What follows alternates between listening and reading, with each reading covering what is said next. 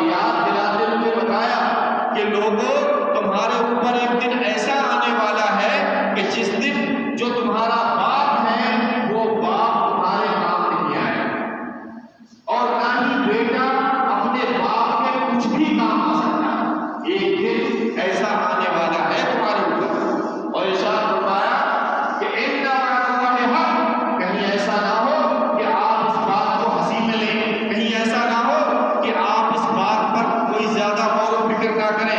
اللہ وحدہ لا شریک نے کہا کہ ان وعد اللہ حق، کہ یقین جانو تمہارے رب کا وعدہ سچا ہے، یعنی یہ بات جھوٹی نہیں ہو سکتی۔ آپ جانتے ہیں کہ رب نے جو بات کہی ہے وہ بات جھوٹی نہیں ہو سکتی، اور جو جھوٹی کہے وہ مسلمان نہیں ہو سکتا۔ تو رب نے کہا کہ ان وعد اللہ حق، یقین جانو کہ تمہارے رب کا وعدہ سچا ہے۔ ولا تغرنکم الحیات الدنیا، تو دیکھو دنیا کی زندگی کہیں تم کو دھوکے میں نہ ڈالے۔ ولا یغرنکم باللہ الغرور، اور فریب دینے والا شیطان کہیں تم کو اللہ کے بارے میں فریب میں مبتلا نہ کرے۔ نبی کریم صلی اللہ علیہ وسلم نے سب سے پہلی جو دعوت اپنے خاندان والوں کو دی اس آیت میں اترنے کے بعد کہ وَأَنذِرْ عَشِيرَتَكَ الْأَقْرَبِينَ، ارشاد فرمایا اللہ وحدہ لا شریک نے کہ اے محمد صلی اللہ علیہ وسلم اپنے قریبی رشتہ داروں کو ڈر سناؤ، یعنی جو تمہارے قریبی رشتہ دار ہیں ان کو ڈر سناؤ۔ جب قرآن کی یہ آیت اتری اللہ وحدہ لا شریک نے اپنے خاندان والوں کو سب کو جمع کیا، اور جمع کرنے کے بعد ایک خطبہ دیا۔ اس خطبہ، وہ جو خطبہ دیا تھا آج بھی وہ حدیث کی کتابوں میں محفوظ ہے۔ خطبہ دیا، اور حالانکہ یہ بڑی طویل حدیثیں ہیں اس کی، لیکن اکثر حدیثیں ضعیف ہیں۔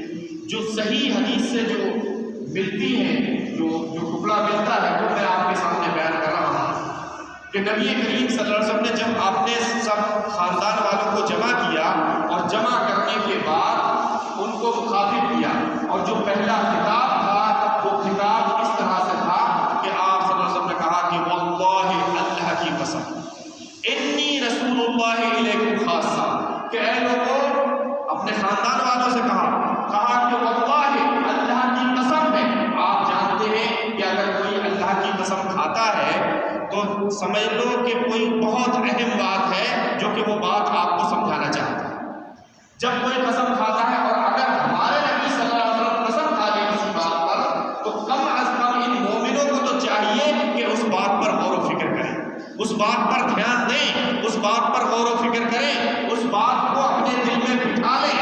نبی کریم صلی اللہ علیہ وسلم نے ارشاد فرمایا کہ واللہ انی رسول اللہ علیکم خاصہ، اللہ کی قسم ہے میں تمہاری طرف خصوصی طور پر اللہ کا رسول بنا کر بھیجا گیا ہوں۔ وَإِلَى النَّاسِ كَافَّةً، اور جو باقی لوگ ہیں ان کی طرف عمومی طور پر میں اللہ کا رسول بنا کر بھیجا گیا۔ پہلے آپ نے اپنی رسالت بتائی، اپنے خاندان والوں کو، اپنے گھر والوں کو کہا کہ میں تمہاری طرف خصوصی طور پر، اور دوسرے لوگوں کی طرف عمومی طور پر اللہ کا رسول بنا کر بھیجا گیا۔ پھر آپ صلی اللہ علیہ وسلم نے پھر اللہ کی قسم کھائی، کہا واللہ لا تموتن کما تنامون، اللہ کی قسم ہے تم جس طرح سے سوتے ہو ایک دن اسی طرح سے مر جاؤ۔ تمہارے مرنے کا انداز، مرنے کا طریقہ کوئی دوسرا نہیں ہوگا، وہی طریقہ ہوگا جس کا مشاہدہ آپ ڈیلی کرتے ہیں، اور کبھی کبھی کئی بار کرتے ہیں۔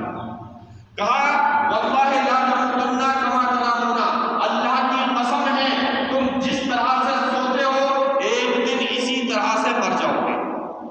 جب آدمی سوتا ہے تو اس کی کیفیت کیا ہوتی ہے، اس کی حالت کیا ہوتی ہے، اس کو کچھ پتہ نہیں ہوتا، سب کچھ بھول جاتا ہے، سب کچھ بھول جاتا ہے، کچھ معلوم نہیں ہوتا ہے۔ اس میں اور اس دنیا سے جانے میں کوئی زیادہ فرق نہیں، اس میں سانسیں پلٹ کر واپس آ جاتی ہیں، اس میں سانسیں بھول جاتا ہے انسان۔ جب سانسیں غائب ہو جاتی ہیں، نہیں آتی ہیں، آدمی اس دنیا سے چلا جاتا ہے۔ نبی کریم صلی اللہ علیہ وسلم نے اسی بات کو کہا